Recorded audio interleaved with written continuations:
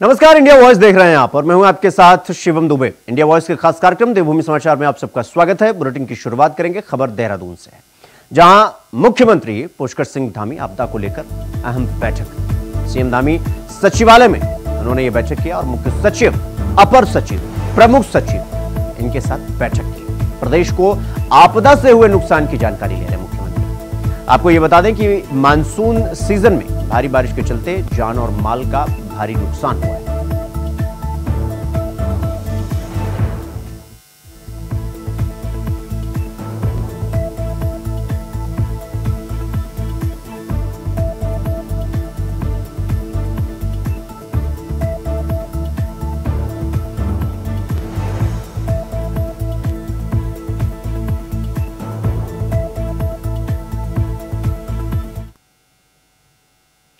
तो हॉकी के जादूगर मेजर ध्यानचंद की जयंती पर उत्तराखंड में होने जा रहे 38वें राष्ट्रीय खेलों का आगाज हो गया है।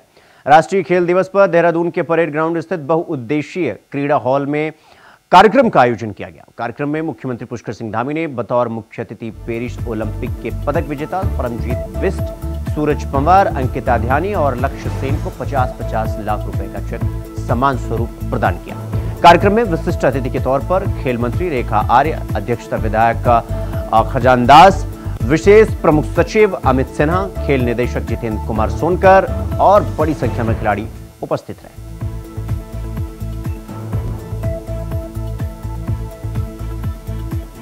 राष्ट्रीय खेल दिवस पर मैं आज सभी खिलाड़ियों को बहुत बधाई देता हूं, शुभकामनाएं देता हूं। और जो घोषणाएं हमने यहां पर करी हैं, ये घोषणाएं हमारे खिलाड़ियों को और प्रोत्साहित करने के लिए, उनके उत्साहवर्धन के लिए कि वो हर क्षेत्र में और अच्छा प्रदर्शन करें। उत्तराखंड राज्य खेल के क्षेत्र में भी अपना एक मुकाम हासिल करे। हर क्षेत्र में हमारे खिलाड़ियों का प्रदर्शन अच्छा हो, उनकी सुविधाओं को बढ़ाने के लिए हम कृत संकल्पित हैं। इसी को ध्यान में रखते हुए हम नई खेल नीति लाए थे और नई खेल नीति में हमने खिलाड़ियों के प्रोत्साहन के लिए उनको खेलने के जाने के अवसर हों या अन्य प्रकार की सुविधाएं हैं, वो सभी सुविधाएं की हैं। मुख्यमंत्री उदयमान खिलाड़ी योजना के अंतर्गत भी उनके लिए हमने सहायता राशि का प्रावधान किया है। खेल कोटा फिर से प्रारंभ किया है, आउट ऑफ टर्म प्रारंभ किया है। जो राष्ट्रीय अंतर्राष्ट्रीय स्तर पर जो खिलाड़ी हमारे पदक प्राप्त कर रहे हैं, उनके प्रोत्साहन के लिए भी हमने धनराशि की व्यवस्था की है, सहायता राशि की व्यवस्था की है। और भी समय समय पर और जल्दी हमारे प्रदेश के अंदर राष्ट्रीय खेल आयोजित होने हैं।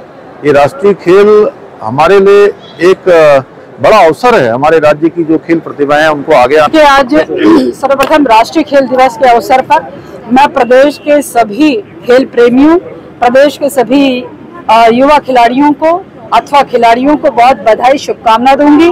निश्चित रूप से राष्ट्रीय खेल दिवस मेजर ध्यानचंद जी को समर्पित होता है और उनके माध्यम से हमको जरूर सीखने की जरूरत है। जब साधन संसाधन नहीं हुआ करते थे, खेल प्राथमिकता नहीं हुआ करती थी, तब मेजर ध्यानचंद जी ने देश को ओलंपिक मेडल दिलाने का काम किया है। ये बात हमारे ध्यान में रहना चाहिए, इसलिए वे हमारे आदर्श हैं। इसलिए उनके आदर्शों पर हमें चलने का काम और संकल्प यहाँ जो है आज खिलाड़ियों ने लिया जाना चाहिए। इसके साथ ही आज का जो कार्यक्रम था, उनके स्मरण में आज का कार्यक्रम भी रखा गया था। इस राष्ट्रीय खेल दिवस के अवसर पर माननीय मुख्यमंत्री जी ने अपने कर कमलों से मुख्यमंत्री खिलाड़ी उद्यमान उन्नयन योजना के हमारे बच्चे लगभग 3,900 बच्चों को डीबीटी के माध्यम से 1,500 रुपए की जो राशि है वो डीबीटी के माध्यम से उनके खातों पर भेजने का काम हुआ है। इसके साथ ही हमारे राष्ट्रीय हों, अंतर्राष्ट्रीय खिलाड़ी हों, उनको भी जो नकद इनाम धनराशि है वह डीबीटी के माध्यम से उनके खातों में आज प्रेषित की गई है। मैं समझती हूँ कि सभी बधाई के पात्र हैं। आज काफी खुशी हो रही है कि पेरिस ओलंपिक से लौटने के बाद हमारा इतना अच्छा सम्मान समारोह रखा गया और हमें इतनी बड़ी प्रोत्साहन राशि दी गई।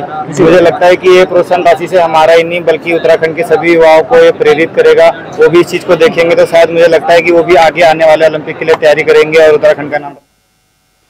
तो खबरों में आगे बढ़ेंगे। आपको बता दें कि पूर्व मुख्यमंत्री और हरिद्वार के सांसद त्रिवेंद्र सिंह रावत आज मसूरी पहुंचे, जहां पर उन्होंने डेंटल क्लिनिक का शुभारंभ किया।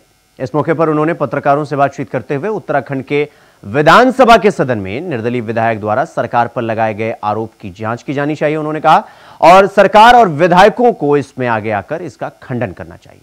आगे उन्होंने यह भी कहा कि प्रदेश में पुलिस व्यवस्था पूरी तरीके से फेल हो चुकी है। इसको लेकर पुलिस को निर्भीक होकर काम करना चाहिए। अपराधियों में पुलिस का डर कायम होना चाहिए। साथ ही साथ उत्तराखंड पुलिस को पड़ोसी राज्य से सीखना चाहिए, जहां पर अपराधी या सामाजिक तत्वों को बुरी तरीके से कुचला जा रहा है। जनप्रतिनिधि हैं, जो विधायक लोग हैं, और मैं समझता हूं कि उत्तराखंड के आम लोगों के बारे में एक धारणा है देश में कि उत्तराखंड के लोग ईमानदार होते हैं, उत्तराखंड के लोग अपनी मान मर्यादाओं में रहने वाले लोग होते हैं, परिश्रमी हैं। और जिस तरह से ये सवाल उठाया गया, जिस तरह से सरकार गिराने जैसे आरोप लगे हैं, निशंक जी ने जो बात कही है, निशंक जी का लगभग 35 साल का संसदीय अनुभव है, सांसद के नाते, विधायक के नाते और मंत्री के नाते। निश्चित रूप से इतने लंबे समय में एक बहुत परिपक्व स्थिति होती है, और उन्होंने जो सवाल उठाए हैं, एक तो मैं जरूर कहना चाहूंगा कि उनसे मेरी इसमें 100% सहमति है। दूसरी चीज जो सबसे गंभीर इशू है कि किसी भी विधायक ने न सदन के अंदर न सदन के बाहर अभी तक इसका खंडन किया है। यद्यपि जिस व्यक्ति ने ये सवाल उठाया है वो कोई विश्वसनीय व्यक्ति नहीं है, और नहीं अनुभवी व्यक्ति है, और नहीं उसको उत्तराखंड के सरोकारों से कुछ लेना देना है। लेकिन फिर भी अगर विधानसभा में कोई बात उठी है, वो सदन की कार्रवाई का हिस्सा बना है, तो उस पर उनसे ये पूछा जाना चाहिए कि आप प्रमाण प्रस्तुत कीजिए।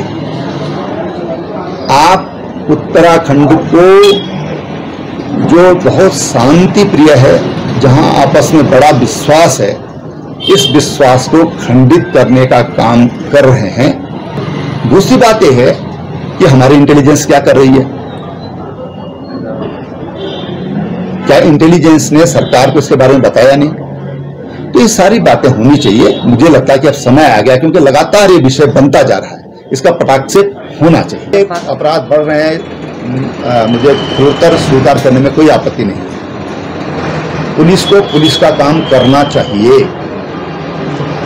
मैं कहता हूं पुलिस सरकार की भी होती है और नहीं भी होती है। पुलिस को निरपेक्ष भाव से काम करना चाहिए, अपराधियों पर सख्त कार्रवाई चाहिए, जिसके लिए जब से भारतीय जनता पार्टी की सरकार उत्तराखंड में आई है, विशेषकर जब से मुख्यमंत्री पुष्कर सिंह धामी ने कार्यभार संभाला है, उत्तराखंड की कानून व्यवस्था का बुरा हाल है।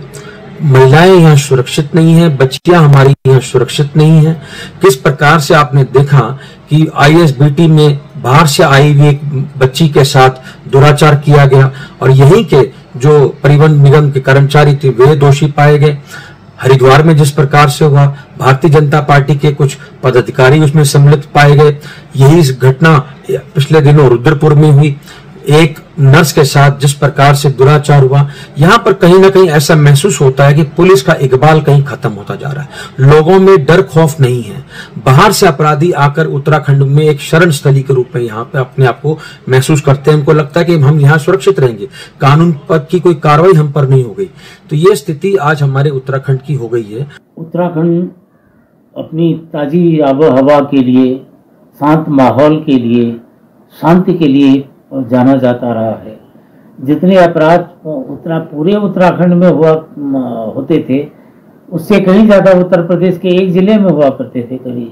लेकिन स्थितियां धीरे धीरे जब से राज्य बना है, जब से हम कहते हैं कि विकास की राह पर आगे उत्तराखंड बढ़ा है, तब से यहाँ अपराध भी बढ़ते जा रहे हैं। खासकर दिक्कत ये होती है कि जो अपराधियों को जो संरक्षण मिलता है, एक दिक्कत ये भी है, उससे भी हो रहा है।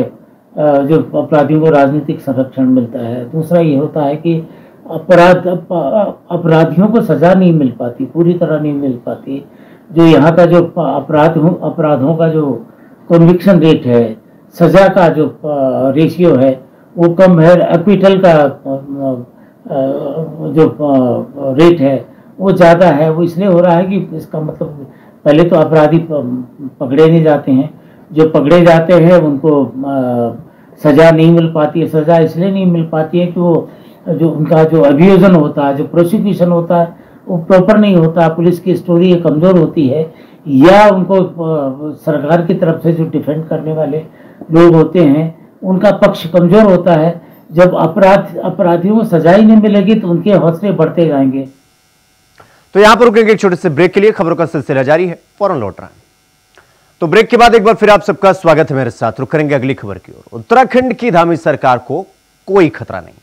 जी हां, ये हम नहीं कह रहे, ये बीजेपी के प्रदेश अध्यक्ष महेंद्र भट्ट कह रहे हैं। आपको बता दें कि गैरसैंण के आयोजित मानसून सत्र में निर्दलीय विधायक उमेश शर्मा ने सरकार गिराने की साजिश प्रदेश में रचे जाने की बात कही, जिस पर सदन के भीतर तो कुछ हुआ नहीं, लेकिन बीजेपी का कोई विधायक कुछ नहीं बोला। लेकिन अब सत्र खत्म होने के बाद बीजेपी प्रदेश अध्यक्ष महेंद्र भट्ट ने यह कहा कि धामी सरकार को कोई खतरा नहीं। 2027 में दोबारा उनके नेतृत्व में बीजेपी की सरकार बनेगी।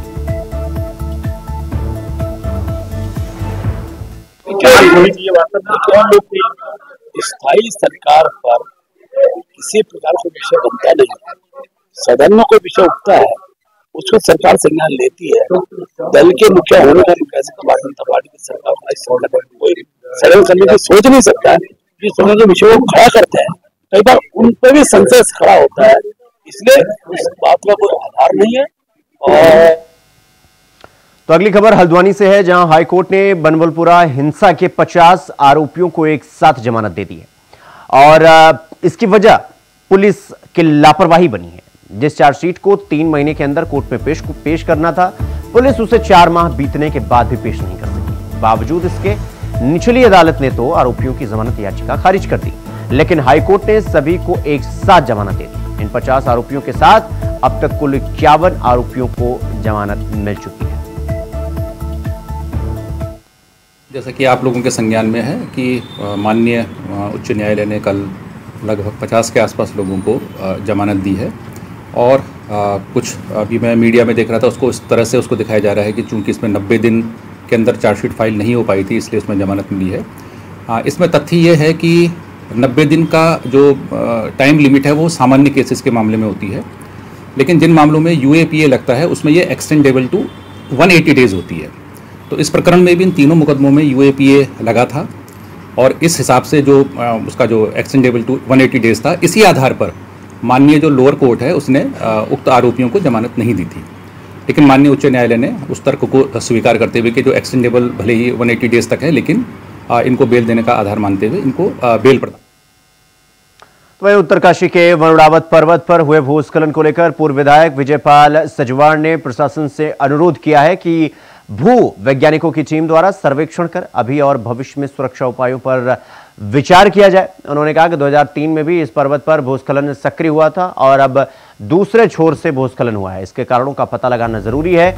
वहीं उन्होंने उम्मीद जताई है कि प्रशासन इस मामले में तत्काल कार्रवाई कर सक्रिय हुए भूस्खलन जोन की वस्तु स्थिति पर स्पष्ट जानकारी हासिल करेगा। कारण पुनः वर्णावत भूस्खलन एक्टिवेट हुआ है और ये बड़ा सेंसिटिव पोस्ट वो है और इस पर तत्काल मैं वार्ता भी करूंगा, शासन को माननीय मुख्यमंत्री से वार्ता करूंगा और मैं जिलाधिकारी और सभी जिला प्रशासन से भी अनुरोध करता हूं कि अभी तात्कालिक सुरक्षा का इंतजाम करवाया जाए और भू वैज्ञानिकों की टीम बुलवाकर और प्रारंभिक तौर पर सुरक्षा की दृष्टि से क्या कार्य प्रारंभ करवाया जाए, इसके लिए तत्काल सरकार के द्वारा कदम उठाए जाएंगे। और मैं भी क्योंकि ये 2003 और 4 में भी वर्णावत एक्टिवेट हुआ था और निश्चित तौर पर इस पर अभी जो ये दूसरी जगह से अभी एक्टिवेट हुआ है देखना पड़ेगा इसके क्या था।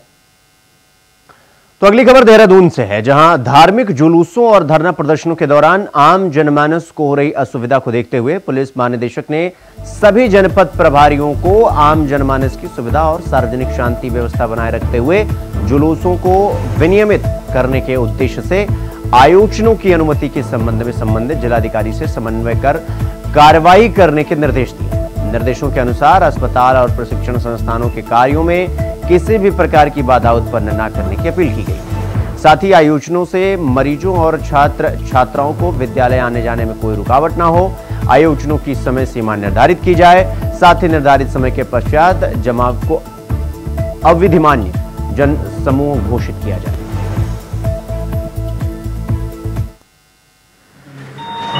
माननीय पुलिस महानिदेशक महोदय द्वारा जो धरना जुलूस प्रदर्शन होते हैं, तो इस संबंध में एक विस्तृत निर्देश सभी हमारे एसपी एसएसपी को जारी किए गए हैं और उसमें ये कहा गया है कि धरना प्रदर्शन करने से पहले पूर्व वो किन बातों का ध्यान रखा जाए। सर्वप्रथम तो वो जिलाधिकारियों से अपना समन्वय कर लेंगे।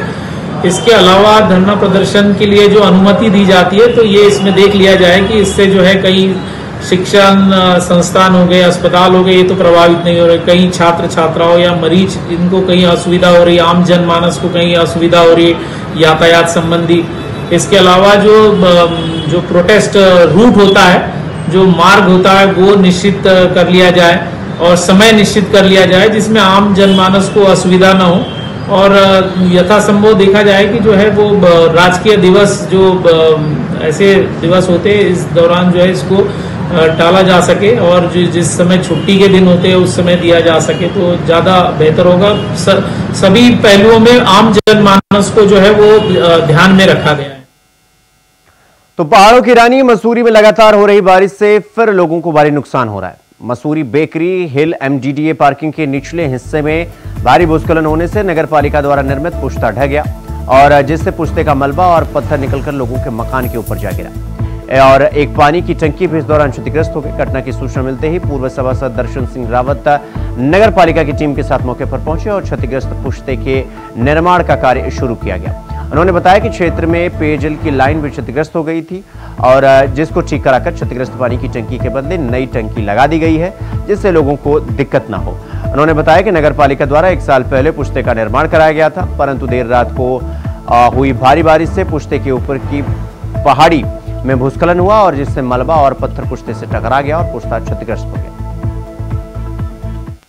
जब हमने यहाँ पे काम करवाया था तो ये जो पूरा है इधर पूरा मिट्टी का पहाड़ था ये, और ये सुरक्षा की दृष्टि से पहले भी सेफ नहीं था। तो हमने ये कहा कि इसको हम पुश्ता लगा के इसको जिससे यहाँ कोई मिट्टी और पत्थर यहाँ न गिरे घरों में, तो वो लगवाया था। अब जो पीछे पलम भरा गया वो पलम सही क्वालिटी का लगा, उसमें कोई वो नहीं है, गुणवत्ता सही है। जेईई ने हमारे नगर पालिका ने देखा था तभी वो नापा गया था। और आज क्या हुआ, आपदा के कारण जो ये खिसका तो पीछे की जो मिट्टी है वो उसके साथ आ गई, तो ये लग रहा है कि इसकी गुणवत्ता सही नहीं है। गुणवत्ता बिल्कुल सही है और काम अच्छा हो रखा था और कोशिश हमारी यही थी कि भाई अच्छे के लिए करा था हमने। तो अब ये आपदा का मामला है तो इसमें कोई भी क्या कर सकता है। कहीं ना कहीं राजनीति से प्रेरित भी हो सकता है कि पूरा आरोप प्रत्यारोप जो लग रहे हैं। नहीं, आरोप और प्रत्यारोप लगाने से काम नहीं चलता है और दिखावे की राजनीति हम करते नहीं है। हमें पता लगा, हम मौके पे अपने नगर पालिका से जो हमारे वर्क एजेंट है उनको लेके आए, ठेकेदार को भी बुलाया है और हम धरातल पे पूरा काम करते हैं, ना कि भाषणबाजी या लोगों को गुमराह करने का मेरा कोई काम नहीं है और ये हमारी प्राथमिकता होगी, हम इसको तुरंत लगवाएंगे। तो खबरों में आगे बढ़ेंगे। काशीपुर के थाना आईटीआई में कार में मिले शव का पुलिस ने खुलासा कर दिया है। मामले का 24 घंटे में खुलासा करते हुए 2 युवकों को इस पूरे मामले में गिरफ्तार किया है। घटना का खुलासा करते हुए सीओ अनुषा बडोला ने यह बताया कि डायल 112 के माध्यम से थाना आईटीआई को सूचना मिली कि खड़गपुर देवीपुरा शमशान घाट के पास न्यू प्लॉटिंग के पास एक सफेद कलर की कार लावारिश अवस्था में पड़ी हुई है और उसके पास एक व्यक्ति का शव पड़ा मिला। सूचना मिलने पर पुलिस मौके पर पहुंचकर शव को शिनाख्त के लिए भेजकर आगे की जांच पड़ताल में जुट गई।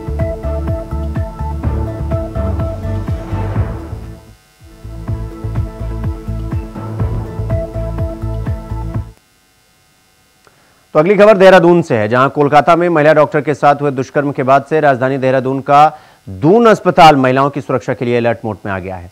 इस बात को लेकर इन दून अस्पताल और मेडिकल कॉलेज की प्रिंसिपल गीता जैन ने कहा कि कोलकाता की वारदात के बाद से दून अस्पताल में सुरक्षा व्यवस्था में बदलाव किए गए। साथ ही उन्होंने कहा कि अब इमरजेंसी ब्लॉक में 24 घंटे एक महिला पुलिसकर्मी और एक पुरुष पुलिसकर्मी तैनात रहता है।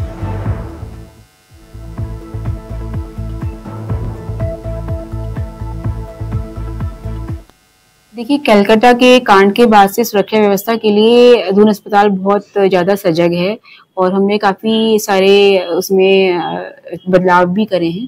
तो आपको पता होगा कि इमरजेंसी में राउंड द क्लॉक हमारे पास जो है पुलिसकर्मी तैनात हैं, एक मेल और एक फीमेल। तो राउंड द क्लॉक अब वो रहते हैं और वो आप अगर इमरजेंसी में आप एंटर करेंगे तो आप देखोगे एक बैठा हुआ है और पुलिस चौकी भी इमरजेंसी में है और वो हमेशा 24 आवर्स मैंड है और हमारे पास मॉर्निंग में ही उनका रोस्टर आ जाता है कि कौन कर्मी तैनात है और नाम और। तो देवभूमि समाचार में फिलहाल अभी के लिए बस इतना ही। देश और दुनिया की तमाम खबरों को देखने के लिए देखते रहिए न्यूज़। नमस्कार।